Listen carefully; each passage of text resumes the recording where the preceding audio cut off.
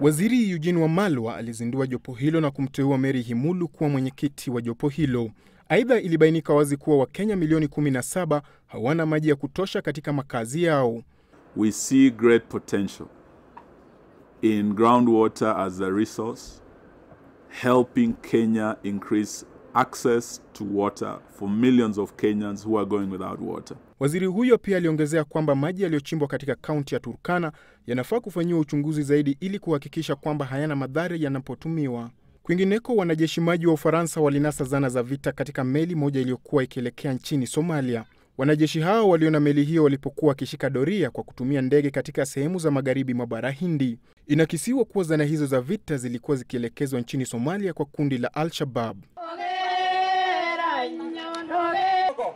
Na hatimaye wakazi wa Cherangani, kaunti ya Trans Nzoia, waliadhimisha siku ya utamaduni kwa lengo la kukuza uwiano na amani katika jamii kutoka sehemu tofauti humu nchini.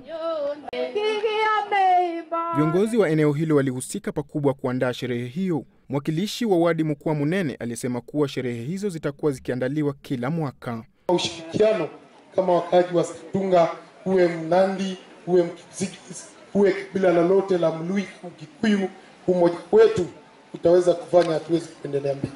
Geoffrey Mola, Citizen Nipashe.